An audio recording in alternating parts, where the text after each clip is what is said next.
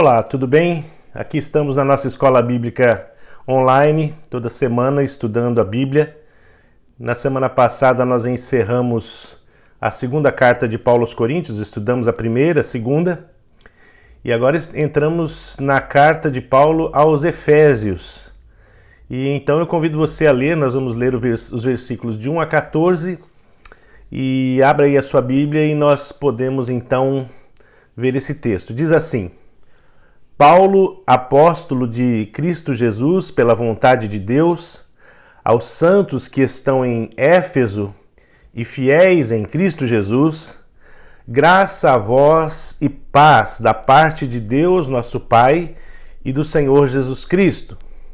Bendito seja o Deus e Pai de nosso Senhor Jesus Cristo, o qual nos abençoou com todas as bênçãos espirituais nas regiões celestes em Cristo, como também nos elegeu nele antes da fundação do mundo, para sermos santos e irrepreensíveis diante dele, e em amor nos predestinou para sermos filhos de adoção por meio de Jesus Cristo, para si mesmo, segundo o beneplácito de sua vontade, para o louvor da glória da sua graça, a qual nos deu gratuitamente no amado, em quem temos a redenção, pelo seu sangue, a redenção dos nossos delitos, segundo a riqueza da sua graça, que ele fez abundar para conosco em toda a sabedoria e prudência, fazendo-nos conhecer o mistério da sua vontade, segundo o seu beneplácito, que nele propôs, para a dispensação da plenitude dos tempos, de fazer convergir todas as coisas, tanto as que estão nos céus como as que estão na terra. Nele, digo, no qual também fomos feitos herança, havendo sido predestinados conforme o propósito daquele que faz todas as coisas segundo o conselho da sua vontade, com o fim de sermos para o louvor da sua glória, nós, os que antes havíamos esperado em Cristo, no qual também vós, tendo ouvido a palavra da verdade, o evangelho da vossa salvação, e tendo nele também crido, fostes selados com o Espírito Santo da promessa, o qual é o penhor da nossa herança para a redenção da possessão de Deus, para o louvor da sua glória. Amém. Vamos orar. Pai querido, Pai amado, graças te damos pela tua palavra, Senhor. Ela é lâmpada para os nossos pés, ela é luz para o nosso caminho. E o teu Espírito, Senhor, é que tem nos guiado. Mesmo sendo pecadores como somos, o Senhor tem, ó Deus querido, sido misericordioso para conosco. O Senhor tem renovado para conosco a cada manhã as tuas misericórdias. E como diz a Escritura, são as suas misericórdias que impedem que sejamos destruídos. E nós te damos graças porque isso não vem de nós, isso é graça, isso é favor imerecido, é o Senhor quem faz por nós, nós não somos dignos. E nós te louvamos por isso, Senhor. Em nome de Jesus. Amém. Amém. Muito bem, Paulo está escrevendo aí a sua carta à igreja de Éfeso, não é? E nós vemos aqui que o apóstolo, na sua segunda viagem missionária, ele passou por Éfeso, que era o maior centro comercial da Ásia Menor, e um lugar onde nós vamos ver, na medida que estudarmos, onde ficava ali um dos maiores templos da antiguidade, o templo da deusa Diana, que inclusive gerou uma grande perseguição ao apóstolo Paulo, porque eles acusaram que Paulo estava querendo destruir o templo da deusa Diana, não é? Dos Efésios. Paulo semeou ali o evangelho, pregou o evangelho, e quando ele voltou, ele permaneceu lá por 3 anos, pregando o evangelho, e depois teve que sair de Éfeso, por causa da perseguição, e ali ficou uma igreja forte, uma igreja atuante. E Paulo então vai para Jerusalém, e lá em Jerusalém ele é preso. Paulo fica preso e depois é levado para Roma, fica aliás, ele fica preso por 2 anos e depois é levado para Roma, onde foi a primeira prisão de Paulo em Roma.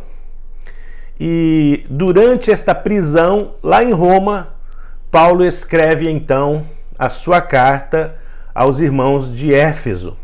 Essa carta, ela é uma carta conhecida como uma carta extremamente teológica. Ela é conhecida como a carta que mais trabalha a teologia da igreja. E quando Paulo começa então a escrever esta carta, a primeira coisa que nós vemos aqui, né, na nossa revista, inclusive diz aí, é a saudação que Paulo faz. Ele diz: Paulo, apóstolo de Cristo Jesus, pela vontade de Deus, aos santos que estão em Éfeso e fiéis em Cristo Jesus. Versículo 1. Então aqui esta saudação muito comum nas cartas de Paulo. É importante entender essa saudação, especialmente para você que é novo convertido, você que está começando na fé. Quando você vê aí, né, Paulo escrevendo aos santos, né, e a ideia que se tem de santo é uma pessoa que morreu e que depois foi canonizada, foi reconhecida pela igreja pelos seus méritos, pelos milagres que esta pessoa possa ter feito durante a sua vida ou após a sua morte, para se declarar que esta pessoa é um santo. Mas essa ideia é uma ideia que foi criada pela Igreja Católica e por talvez outras doutrinas, mas que nada tem a ver com a Bíblia, porque, de acordo com os princípios que o Novo Testamento estabelece, ser santo significa ser separado para servir a Deus, separado para andar nos caminhos de Deus. A palavra santo, etimologicamente falando, significa separado. Então, quando Paulo escreve aos Coríntios, nós sabemos que lá em Corinto, aqueles irmãos estavam longe de serem tão bons assim, de terem eram imprudentes na sua fé, mas Paulo diz aos santos que estão em Corinto. Quando ele escreve aos Efésios, ele diz aos santos que estão em Éfeso. Não eram pessoas que estavam lá no altar sendo servidas, eram simplesmente aqueles irmãos que trabalhavam lá, que marceneiro, pedreiro, carpinteiro, que tinha família, que tinha filho, que tinha esposa, que brigava com a esposa, que às vezes precisava trabalhar até mais tarde para pagar a conta. Enfim, vida normal. Esses eram os santos a quem o apóstolo Paulo estava escrevendo, de maneira que nós, os que cremos em Cristo, que cremos no Evangelho, que um dia entregamos nossa vida a Cristo, nós também somos santos na acepção da palavra bíblica. Amém? Você que está me ouvindo aí, que crê em Jesus, você é um santo. Embora talvez você avalie a sua prática e você possa dizer: não, eu estou longe de ser um santo, eu tenho muitos defeitos, tenho um temperamento às vezes bastante difícil, mas não é isso que te faz santo ou deixa de ser santo. Aliás, nós temos que separar as coisas. Uma coisa é ser santo do aspecto de que nós nascemos de novo, entregamos nossa vida para Cristo e por isso somos santos, separados para Deus, separados por Deus para a eternidade. E outra coisa é o viver em santidade. O viver em santidade é quando eu destino a minha vida à prática da vontade de Deus no meu dia a dia. E isso a Bíblia diz que o viver em santidade, isso depende de esforço e há um crescimento, um desenvolvimento espiritual que me leva a viver em santidade. Eu posso ser um crente que não vive em tanta santidade assim, porque existem diferentes pessoas que estão aprendendo com Jesus, mas isso não faz dessa pessoa menos santa no aspecto da sua salvação, de ter sido separado por Deus para a salvação. Amém? Outra coisa que na saudação aqui Paulo diz que ele é apóstolo de Jesus Cristo, não pela vontade dos homens, mas pela vontade de Deus. Aí ele diz aqui, Paulo, né, apóstolo pela vontade de Deus. Isso nos mostra que Paulo ele não era um apóstolo pela sua própria vontade. Ele decidiu, eu vou ser apóstolo. Como eu tenho falado para os irmãos, hoje em dia nós temos aí vários apóstolos, né? Que nas igrejas receberam esta autoridade, receberam este título. Mas isso não os faz de maneira alguma serem parte do colégio apostólico de Jesus Cristo. Eles são apóstolos modernos, apóstolos dentro de um conceito ministerial da estrutura de suas igrejas. Nós batistas mais tradicionais, assim, não existe esse cargo apóstolo no nosso meio. Pode, quem sabe, um dia criarem, né? Mas não existe essa função de apóstolo. O apóstolo é muito mais um chamado. Com todo o respeito que a gente tem aos pastores que chegaram então a serem titulados como apóstolos nos dias de hoje, eles não podem ser comparados com os apóstolos, aqueles que são as 12 colunas da Nova Jerusalém, ou então aqueles que são os 12 que estarão ali, né, lançando suas coroas aos pés de Cristo lá no Apocalipse. Não, são coisas diferentes. E Paulo ele demonstra claramente que ele não foi apóstolo segundo a vontade dele próprio, e nem pela vontade dos homens, mas de Deus. Porque uma das características dos 12 apóstolos é que eles foram comissionados diretamente por Jesus Cristo. Quando a igreja viu que Judas tinha morrido, os apóstolos decidiram escolher um novo apóstolo. Lançaram sortes, Urim e Tumim, depois fizeram o voto. Parece que o Urim e Tumim não funcionou direito, então eles decidiram fazer o voto da igreja. E ali o Matias foi escolhido. E nós nunca mais ouvimos falar do Matias depois da sua eleição. Parece que ele era um bom homem, parece que ele tinha presenciado o ministério de Jesus, mas Jesus não o chamou para ser apóstolo. Enquanto que Paulo nos diz a Escritura que ele ia pelo caminho de Damasco quando o Senhor Jesus Cristo mesmo o levou à conversão.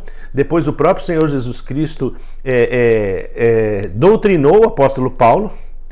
Eu sempre comento isso, é o texto clássico que eu gosto de usar. Paulo, quando fala sobre a ceia do Senhor, ele diz: porque eu recebi do Senhor o que eu também vos entreguei, que na noite em que ele foi traído, ele tomou o pão e tendo dado graça. Ora, quando ele diz eu recebi do Senhor o que eu vos entreguei, ele não estava lá na ceia, ele não estava presente. Ele diz que o Senhor é que contou essa história para ele, como foi. Isso mostra que Paulo, dentre tantos outros textos, ele diz: conheço um homem que não sei se no corpo ou se fora do corpo, subiu aos céus e viu coisas que a homem não é lícito contar, não é? Então Paulo ele conta que ele foi doutrinado pelo Senhor Jesus Cristo, de maneira que o apostolado de Paulo, embora tenha sido questionado por muitos porque ele não esteve acompanhando o Senhor Jesus Cristo até a sua crucificação, ele era um apóstolo que tinha sido escolhido diretamente por Jesus. O próprio Senhor Jesus ele diz assim: este é um vaso escolhido para pregar aos gentios. Quando ele foi lá chamar o Ananias, para o Ananias batizar o Saulo, que viria a ser o apóstolo Paulo, ele disse: esse é um vaso escolhido por mim. Então, o apostolado de Paulo ele era confirmado pela escolha do próprio Senhor Jesus Cristo. Amém? Então aqui nesta saudação do apóstolo Paulo à igreja de Éfeso, ele diz: Paulo, apóstolo de Jesus Cristo,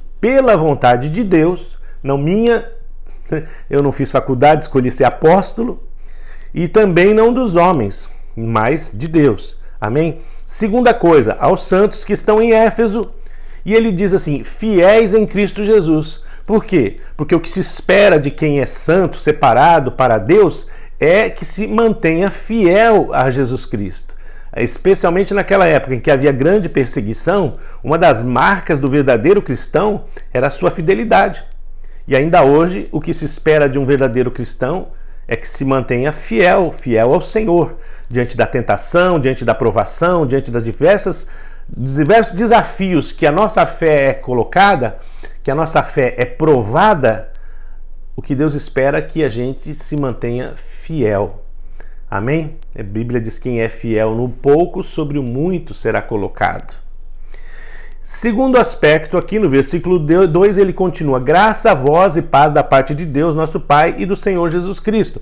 Essa é uma clássica saudação do apóstolo Paulo. Amém? E então ele começa a fazer uma declaração, e essa declaração, queridos, embora nós tenhamos aqui dividida em versículos, do versículo 3 até, se não me falha a memória, o versículo 13. Se vocês olharem aqui, vocês vão ver que todos esses versículos, eles estão com vírgula ou eles estão com ponto e vírgula. É até o 14, né? O 14, versículo 14, é o primeiro ponto. O Hernandes Dias Lopes, ele diz que esta é a maior frase sem interrupção de toda a Bíblia. Paulo faz uma declaração a respeito da Bíblia, a respeito de Deus, que só é dividido por vírgula, certo? E ele começa então primeiro fazendo um louvor e uma ação de graças. Ele diz: bendito seja o Pai de nosso Senhor Jesus Cristo, o qual nos abençoou com todas as bênçãos espirituais nas regiões celestes. O apóstolo Paulo aqui, ele faz este louvor a Deus, e aqui nós vemos muito claramente quando existem os unicistas que dizem que o Pai, o Filho, o Espírito Santo é uma pessoa só, né? Verdade, Deus é um só, mas nós sabemos que a Bíblia revela Deus de uma maneira triuna, ou seja, Deus é um ser que se manifesta em três pessoas: o Pai, o Filho e o Espírito Santo. Como compreender isso? Nós não temos racionalmente como compreender, mas nós sabemos que é assim que está na Escritura. E aqui mais uma vez ele diz, não é? Bendito seja o Deus e Pai, está se referindo ao Pai, de nosso Senhor Jesus Cristo, o Filho, né? O qual nos abençoou. E aí ele está dizendo que o Pai nos abençoou com todas as bênçãos espirituais nas regiões celestes. Então, aqui o apóstolo Paulo, ele já começa a enfatizar uma coisa muito interessante, queridos, que é essa questão entre o físico e o espiritual. Nós vivemos num mundo físico, nesta habitação que o apóstolo Pedro fala que é uma habitação temporária, este tabernáculo terrestre. Ele diz: quando este tabernáculo terrestre se desfizer, temos uma casa não feita por mãos humanas. Aliás, o apóstolo Paulo diz isso: é preparada pelo Pai nos céus. Então, este corpo é um tabernáculo terrestre, ele é um tabernáculo temporário que está sendo a nossa casa, a nossa morada temporária aqui na terra. Mas depois nós iremos para uma morada celestial. E o apóstolo Paulo, mesmo escrevendo aos Coríntios, nós já vimos esse texto, ele diz: existem corpos terrestres e corpos celestes.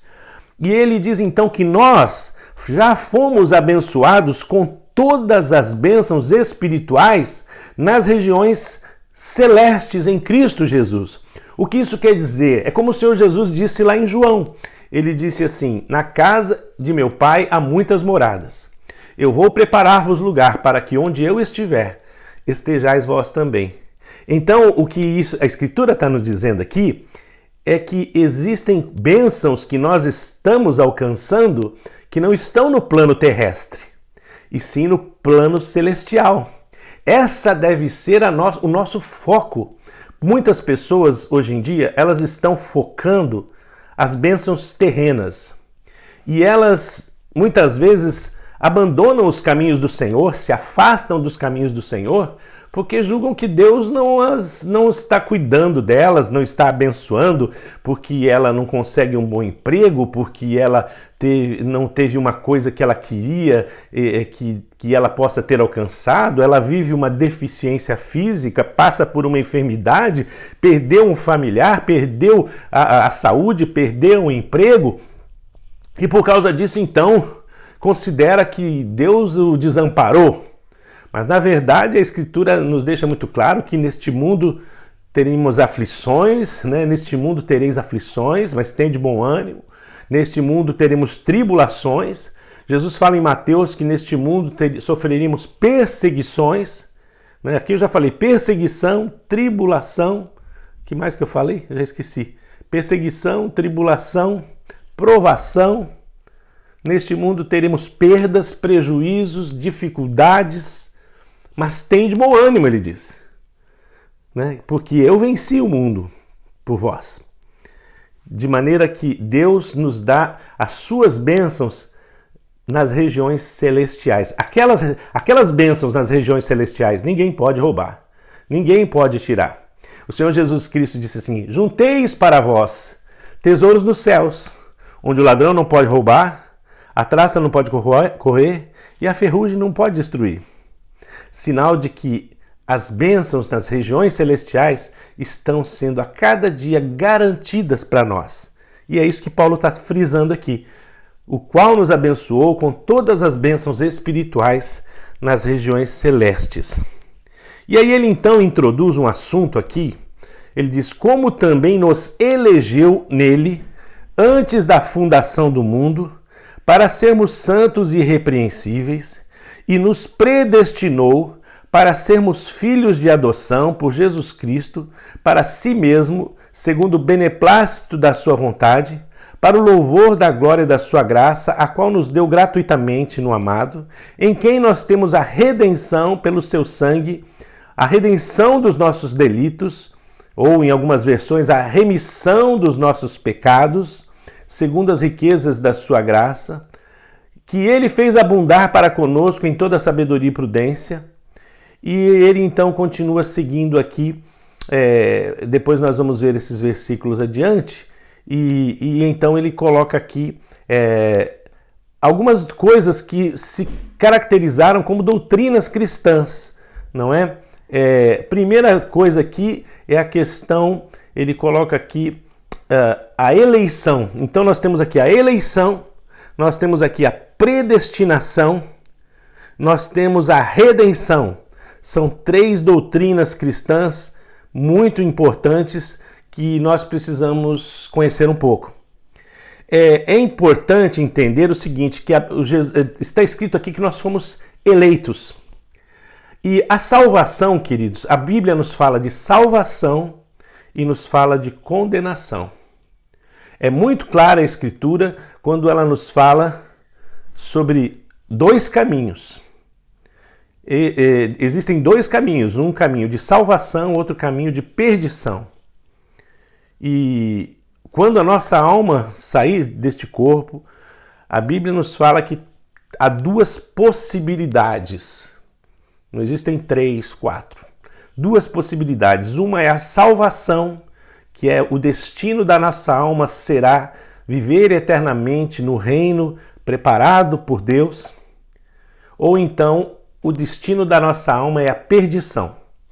Para alguns, a perdição é a aniquilação. Esta alma simplesmente deixaria de existir, apagaria como uma vela.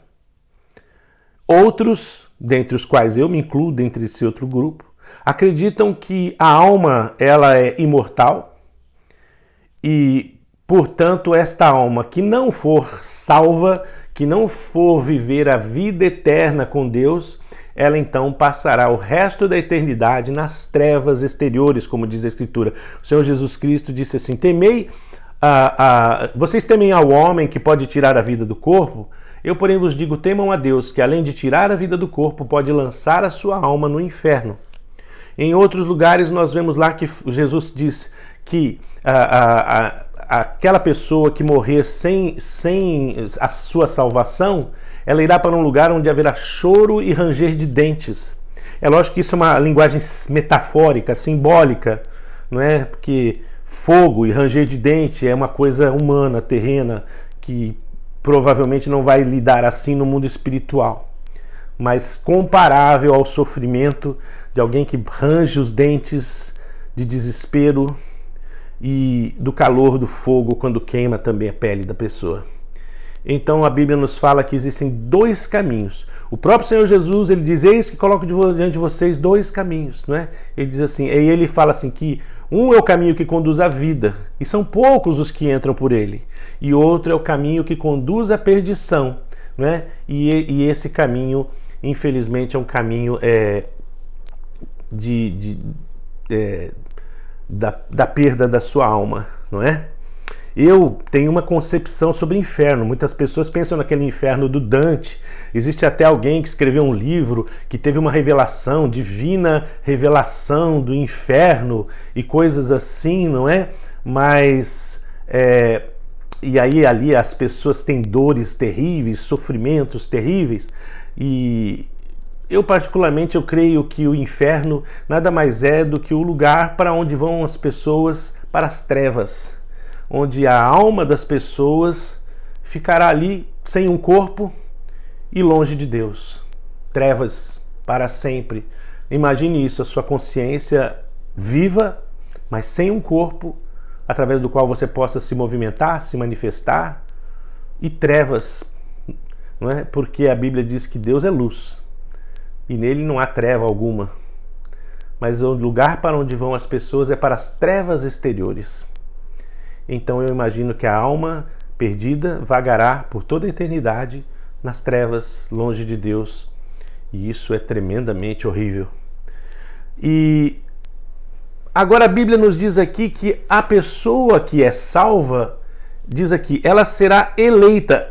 Deus nos elegeu, né, nele. E diz que nos elegeu antes da fundação do mundo. Quer dizer, antes de Jesus Cristo morrer na cruz, antes de Jesus Cristo ter nascido, antes da gente ter nascido, antes de Adão ter pecado. Esse texto da Escritura diz que Deus já tinha, antes da fundação do mundo, nos eleito. E depois ele usa essa palavra predestinação, predestinar, ou seja, é que Deus predestinou alguém para a vida eterna.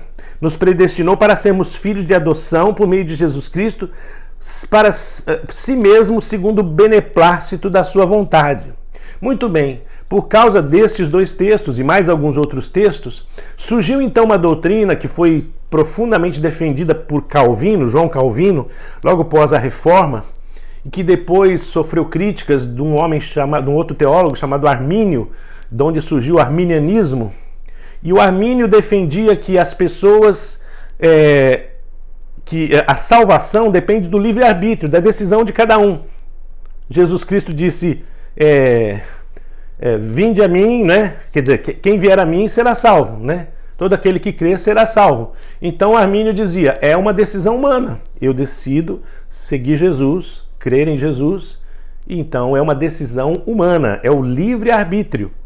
Por outro lado, o Calvino, ele defendia e defende sua doutrina de que a doutrina do Calvino baseia-se na soberania de Deus, que Deus é soberano e como soberano ele não deve ser questionado e não sendo questionado ele tem o direito de escolher, fazer as escolhas que ele quiser e que assim Deus teria escolhido as pessoas que serão salvas para a salvação, assim como Deus não escolheu as pessoas que vão se perder, de modo que isso o livre-arbítrio não é importante, o importante é a escolha de Deus. E dentro desta visão calvinista da predestinação baseada nesses textos, ele então entende, né, essa doutrina entende que o Senhor Jesus, ele num versículo ele diz assim, não fostes vós quem escolhestes a mim, mas eu vos escolhi a vós, para que vades e deis fruto. Então, pegando esses versículos, outro texto também que fala sobre isso, que Deus diz assim, eu endureci o coração de Faraó. Quer dizer, o Moisés estava lá dizendo, Faraó, deixa o povo ir. E o Faraó dizia, não deixo. E Deus diz que ele que endureceu o coração do Faraó para que o nome dele fosse glorificado. Quer dizer, então parece que Deus estava mandando Moisés falar com o Faraó, mas de antemão Deus já tinha endurecido o coração do Faraó. E aí, então, cada vez que o Faraó endurecia o seu coração, Deus mandava uma praga e mandava Moisés falar com ele de novo. E aí, então, muitas pessoas defendem que, ora, se Deus endureceu o coração do Faraó e depois amoleceu o coração do Faraó, é porque Deus, na sua soberania, ele endurece o coração de quem ele quiser e ele escolhe a quem ele quiser. E isso então gerou esta doutrina que muitos chamam de a doutrina da predestinação, em que foi Deus quem chamou cada um de nós e que a muitas pessoas Deus não chamou. Mas essa doutrina, queridos, pode até parecer uma coisa simples de entender, não é? Mas é o seguinte: existem somente dois caminhos para o qual está vinculado o nosso destino, não é? O caminho largo da perdição e o caminho estreito da salvação. E nessa perspectiva, não é? É Deus quem escolhe quem vai para o céu ou quem vai para o inferno. E isso, quando a gente começa a observar a Bíblia no seu contexto, me parece que isso não é bem o que Jesus pregou. Jesus pregou arrependimento. Jesus enviou João Batista para pregar arrependimento. A doutrina da predestinação diz que nem o arrependimento é nosso. Ou seja, Deus faz se arrepender quem Ele quiser. E aí Jesus manda a gente pregar o evangelho a toda criatura, porque quem crer e for batizado será salvo, e quem não crer será condenado. Ora, mas a pergunta que surge é: para que então pregar o evangelho? Porque se quem vai crer já vai se converter, independentemente de qualquer ação humana, aí alguém vai dizer: não, mas Deus quer que pregue o evangelho para que ele creia, para que se desencadeie esse processo que Deus já planejou. Bem, são opiniões conflitantes, porque em vários textos a Bíblia manda o ser humano se arrepender, manda o ser humano buscar a Deus, Deus condena o ser humano por ter voltado atrás, Deus condena Israel, Deus escolheu o seu povo lá no Egito, mas no Egito o povo escolheu não entrar na terra da promessa. Fizeram uma escolha e Deus ficou furioso por causa dessa escolha e os fez peregrinar no deserto até que morressem todos. E somente seus filhos pudessem entrar na terra prometida. Então, fica essas duas correntes, o livre-arbítrio e a predestinação. Qual das duas é realmente aquilo que Deus, não é, deixou para nós na sua palavra? Durante muito tempo eu fiquei tentando entender. Eu venho de igreja batista, onde existem as duas correntes, arminianismo, mas por um bom tempo, eu estive na igreja presbiteriana, onde o calvinismo é muito enfatizado, a predestinação é muito enfatizada, é uma doutrina muito celebrada. Até que eu cheguei às minhas próprias conclusões, se é que eu posso chegar a alguma conclusão tão profunda assim, mas quando eu vejo na Escritura que tanto o livre-arbítrio está presente, quando Paulo escrevendo a Timóteo, ele diz, né, que Deus espera que todos cheguem ao arrependimento. O apóstolo Pedro, ele diz que Deus retarda a sua vinda, esperando que mais gente se arrependa. Ora, se ele retarda para que mais gente se arrependa, é que o elemento humano também está presente. E uma vez uma irmã presbiteriana, inclusive, ela me disse uma coisa que marcou muito meu coração. Ela disse assim: irmão, eu creio tanto na soberania de Deus, como presbiteriana que sou, que dentro desta minha visão, Deus pode escolher quem Ele quiser e pode dar livre-arbítrio a quem Ele quiser, Ele é soberano. Eu falei: poxa, mas me faz muito sentido isso.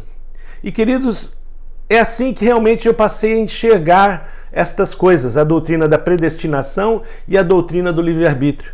Porque João Batista, ele não teve escolha, vamos dizer. A Bíblia diz que ele já era cheio do Espírito Santo no ventre da mãe. Quando a Isabel se encontrou com a Maria, o João Batista pulou no ventre da mãe. Ele já era um homem escolhido por Deus. Quando ele nasceu e ele cresceu, ele foi, ser a voz do que clama no deserto. E foi ser o grande João Batista. Jeremias, ele tem um texto que ele diz assim, eu não quero falar, mais ou menos assim, mas se eu não falar, existe um fogo dentro de mim que me obriga a dizer. Ou seja, também Isaías e próprio Jeremias, ele diz: desde o ventre da mãe te escolhi. Então, há pessoas que Deus escolheu. Por outro lado, quando nós vemos a pregação do Evangelho feita por Pedro em Jerusalém e muitos se arrependeram ali, nós vemos que ali existe todo o elemento humano. Paulo foi um vaso escolhido. Jesus convenceu ele, derrubou ele do cavalo e convenceu ele. Por outro lado, nós vemos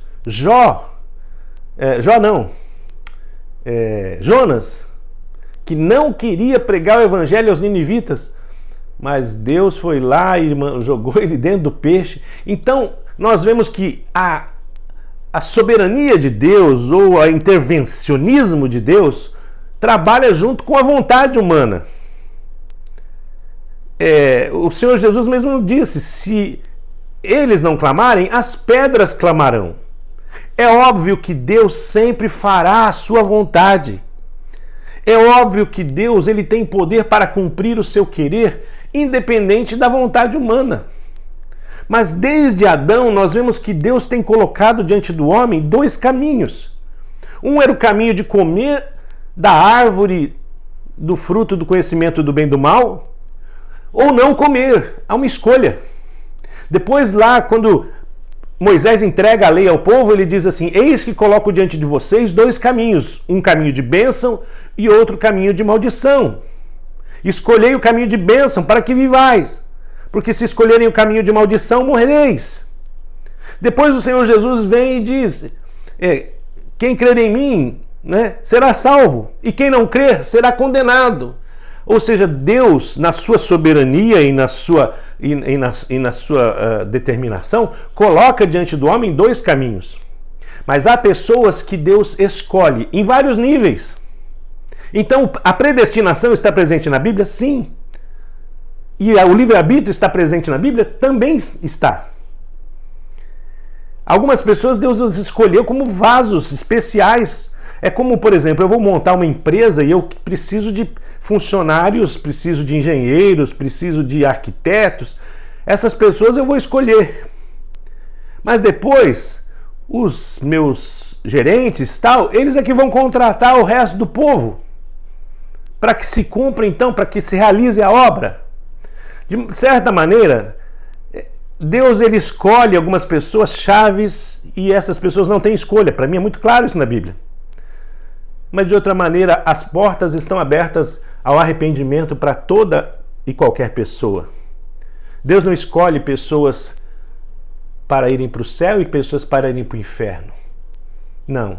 O amor, a Bíblia diz que Deus é amor. Como poderia o Deus de amor e de justiça simplesmente determinar que o Joãozinho vai para o inferno e que a Maria vai para a eternidade? Porque ele é soberano.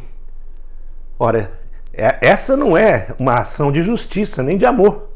Essa é uma ação autoritária. Deus definiu e acabou. Quando nós vemos que a escolha de Deus é sempre um ato de amor. Deus escolhe pessoas determinadas para funções determinadas, como escolheu os apóstolos, como escolheu Jeremias, para que o evangelho seja pregado a todas as outras criaturas. Assim o evangelho chegou até mim porque alguém, veio e espontaneamente pregou o evangelho para mim e eu aceitei. Não foi porque eu antes da fundação... Assim, agora quando nós falamos antes da fundação do mundo, O que Deus está falando aqui? Isso é muito criticado pelas pessoas que creem na predestinação, mas o que me parece é que o apóstolo Paulo, quando ele está falando dessas coisas, ele não está falando de uma questão individual, ele está falando de uma questão coletiva. Quando nós olhamos para Israel, Deus escolheu Israel. E Israel muitas vezes pecou e muitos israelitas acabaram morrendo, acabaram sendo destruídos por Deus. Mas a obra que Deus fez, a escolha que Deus fez sobre Israel, se cumpriu para que Jesus Cristo viesse ao mundo. Ainda hoje esta nação de Israel é uma nação escolhida. Muitos israelitas não temem a Deus, muitos israelitas são ateus, muitos israelitas não servem ao Senhor, mas a nação de Israel continua repousando sobre ela várias promessas de Deus. Isso quer dizer que, quando Paulo está dizendo, Deus nos escolheu em Cristo antes da fundação do mundo, nos elegeu nele, ele estava falando de quem? Ele estava falando da igreja. Ele não estava falando do Ledo, do João, da Maria. Ele estava falando da igreja de Éfeso, da igreja de Austin, da igreja brasileira, da igreja americana. Deus escolheu a igreja em Cristo, para ser predestinada para o louvor da sua glória. Então, quando nós vemos essa questão, mas Deus então escolhe. Eu lembro que eu trabalhava com um certo rapaz e uma moça, eles eram de uma igreja que crê na predestinação, eles são muito... a visão deles é essa. Então a pessoa passa a vida inteira indo na igreja e ele fala assim, ainda não fui chamado. Ele fica esperando uma coisa mística acontecer durante algum dos cultos, desde criança, para ser chamado. E quando que acontece o chamado? No dia que ele vai lá e se batiza. Por isso eles têm batismo, o batismo deles é por imersão, eles têm batismo toda semana, todo domingo. Porque se Deus chamar alguém, ele tem que ir lá e ser batizado na hora. O que isso acontece? Então a pessoa passa a vida inteira no pecado, vivendo uma vida miserável, servindo a carne. E um dia ela sente uma sensação mística lá durante o culto, ela vai lá e se batiza, foi chamada. E a partir daquele dia ele começa a obedecer às regras da igreja e foi salvo. Não é isso que Jesus ensinou na sua palavra. Ele disse: ide por todo mundo, pregar o evangelho a toda criatura, quem crê e for batizado será salvo. Simples assim. Não depende da pessoa ter uma sensação mística, fui escolhido ou não fui escolhido. Então a gente olha para as pessoas que abandonaram o evangelho, ou a gente olha para algumas pessoas que são resistentes a ouvir o evangelho, e a gente diz, não, mas ele não é escolhido. É interessante que há nações inteiras que o evangelho não entra lá. É difícil, países muçulmanos, que é difícil de ter um convertido. Então alguém vai dizer, porque aquela nação inteira não foi escolhida por Deus. Não é isso. O evangelho é para todos. A salvação é para todos. Importa que todos sejam salvos. Mas isso vai depender da decisão de cada um. Isso vai depender, inclusive, da ação da igreja, de pregar o evangelho, de levar adiante a mensagem da salvação. Mas a todos quantos o receberam, deu-lhes o poder de serem feitos filhos de Deus, a saber, aqueles que creem no seu nome. Isso quer dizer, a salvação é para todos que crerem. E quem crer será salvo. E aquele que crer e for salvo, ele está predestinado, ele se tornou um eleito, um predestinado para o louvor da glória da sua graça. Amém? A gente continua essa palavra semana que vem, não esgotamos o assunto, eu fiquei só nesse tema aí da predestinação, da eleição e da escolha de Deus. A semana que vem a gente continua nesse assunto e terminaremos a semana que vem a aula de número 1 da carta de Paulo aos Efésios. Amém?